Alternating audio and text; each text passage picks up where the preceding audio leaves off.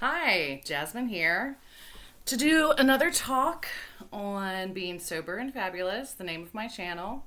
It's been a lovely day. Actually, it's been a great day. And I'm going to touch on that at first, but I definitely want to talk about change today. And my cat is here. That's why my arm will occasionally go up. How changing myself has impacted my sobriety, and not just my sobriety, my life in general, and the power that is associated with that realization. So, first of all, why I'm having a great day. I had a wonderful conversation last night with a friend of mine. We were discussing affirmations and how important they are and how important they've been in our recovery. And she decided to take it a step further and said that what now, this is my take on it also. This is not exactly what she said. My take on it was that the words were only doing so much. So she thought to herself, I want to bring more positive energy towards me. Like attracts like, positive attracts positive, negative attracts negative. So she intended and set purpose to have a positive day. Woke up with the intention and with the purpose that today was going to be a positive day. And when she said it to me, I was like, yes, queen. It was just exactly what I needed to hear. That's what I love about conversations, how you can almost be to that point and then someone says something to you and just everything clicks into place. So I was so excited to hear this. And I told her I was going to do it last night leading into today. So as I was falling asleep last night, I kept telling myself that tomorrow, meaning today, is going to be a positive day. And I had a very sound sleep.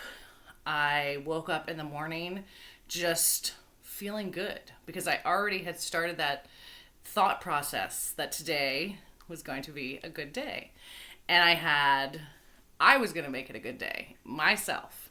Nobody else, just me. And there's so much power in that. There's so much power in our thoughts and our words, and then they incorporate into our feelings. And I feel it's happening. It's happening to me. It's amazing. So I can't say for sure if this is going to be a continuous thing, as in every day from now on is going to be good. I'm certainly up for the challenge. And I like that I'm the one that's going to make it positive.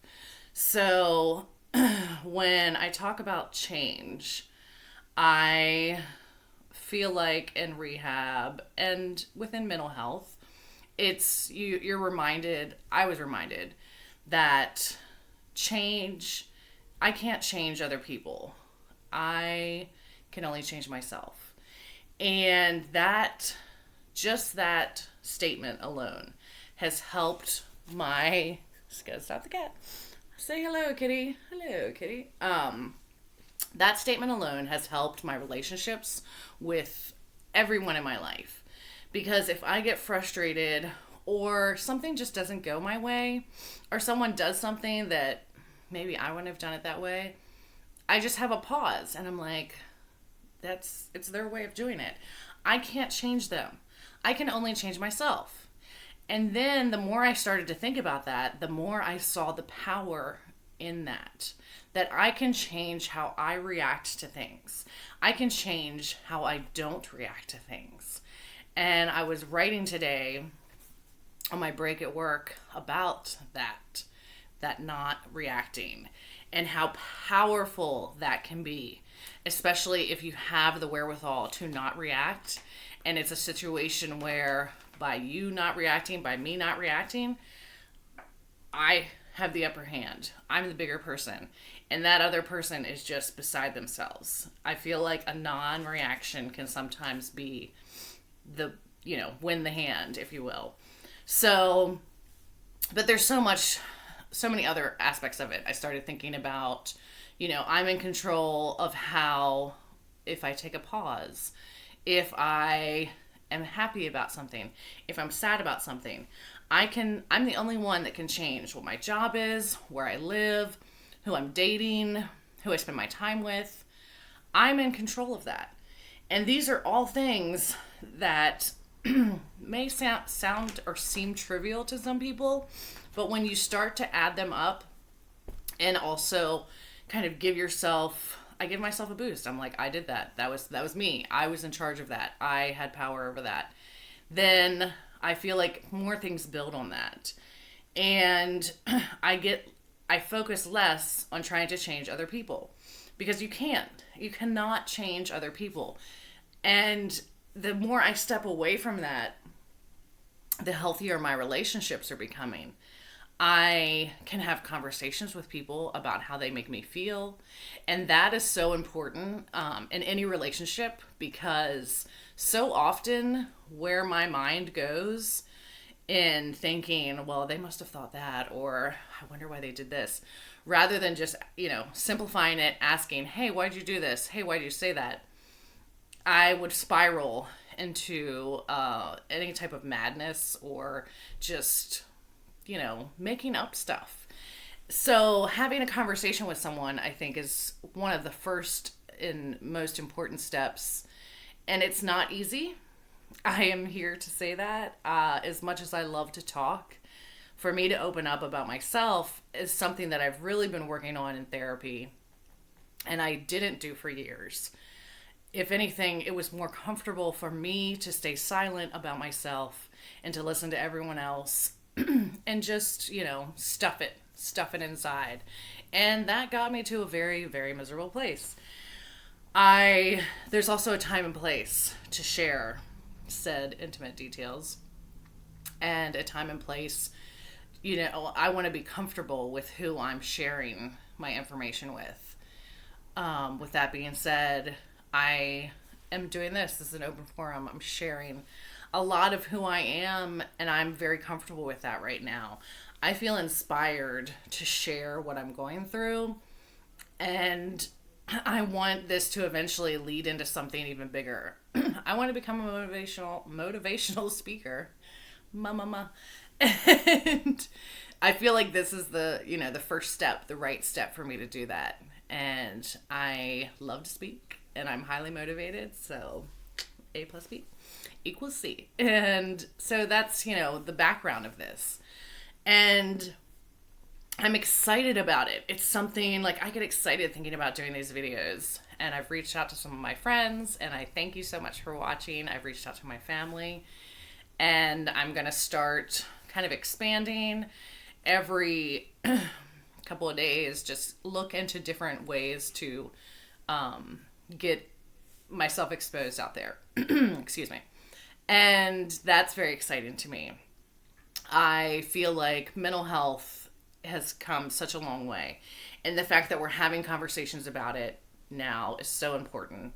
And I think it needs to be an ongoing conversation.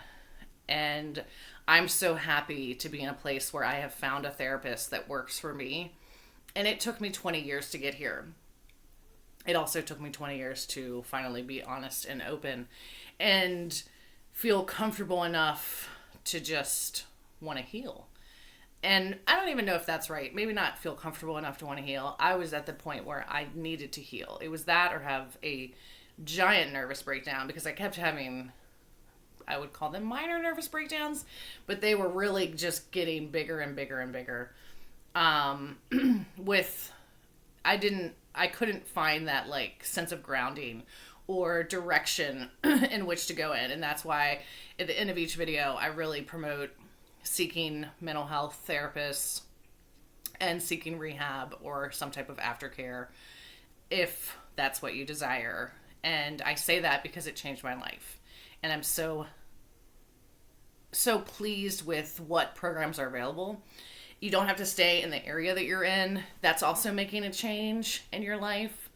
I made a huge change in my life last year when I called my stepdad 2 days before Father's Day and said, I'm an addict. I need help. And I was shocked at his response. He said to me, I'm so proud of you. And I was so far from being proud of myself. I was so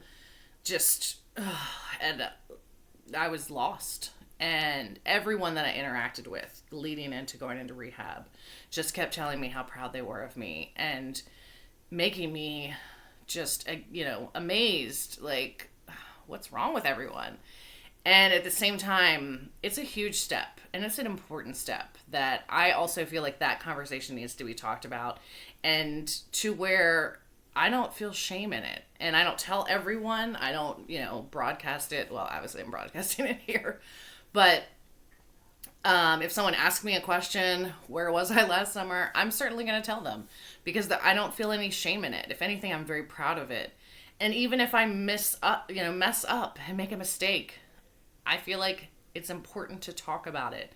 It's the isolation and the shame and the guilt that for years pushed me down and made me feel like I wasn't good enough and couldn't shine as bright as I knew that I could. And now that I'm on this, what I talked about the other day, this honesty role, it's empowering to me. There's a strength inside of me, and I want to share it with other people because I know that we are all capable of it. There's such beauty and such loveliness inside of every single human being. At the same time, there's also such ugliness and evil, and it's a choice. We make a choice every second of every day on how we're going to behave, how we're going to act, what decisions we're going to make. And I choose to be sober today. I did talk about the other day the milestone I had hit. But at the same time, it's one day at a time. I choose every single day to stay sober. And I am so happy about that. And at the same time, I don't feel like, and I know this is probably going to cause like an uproar. Some people feel differently about it. But if I were to relapse, or if I were to, make a mistake, I don't feel like that's a setback. I feel like going out and getting help again, that's what it's about. Figuring out what's it going to take to make me stay sober, to make you stay sober. And these are questions that you have to ask yourself, that I have to ask myself every single day. And for me also, it's what's it going to take for me not to be addicted to sleep, for me not to spiral into a depression. And for me, that was a huge correlation. My drug and alcohol use and my depression and my addiction to sleep, and the isolation, and just the not having my own voice, not speaking up for myself, not feeling like I needed to be heard. And now I'm here. I'm ready to be heard. I'm not screaming at people. I'm not pushing myself down people's throats. I'm here. I'm speaking in a nice, calm demeanor. And if you want to listen to me, I think that's fantastic. I hope that I encourage you to look into yourself and to think about ways that you can change yourself. This is also how I help myself get out of ruminating thoughts. And I think tomorrow I'm going to talk more about that. So what can I change about myself? That's when I get out of a ruminating thought. I usually go to something tangible, even if it's like starting my grocery list, because I'm taking myself out of that thought process that's going over and over and over, or it's building. And I'll talk about that more tomorrow. Again, if you feel like you need to talk to someone, you need a therapist, I encourage you to reach out to all the resources around you where you're living, and even check out what's available online. I also encourage anyone to reach out to a rehab facility or an aftercare facility, IOP, anything like that. And if you have problems with, alcohol or drugs, I just cannot say you have to put in the work. It's not easy, and it's not fun. It shouldn't be. Shouldn't be a vacation. And it's not. And I've had some people say that to me. Well, you were on vacation. Sure. Okay. And they're entitled to think that. That's fine. So you have to put in the work. You have to want to put in the work. And there's such beauty in it. It's such a lovely place to be. So thank you for listening. Have a lovely evening, and continue to stay sober and fabulous. Bye.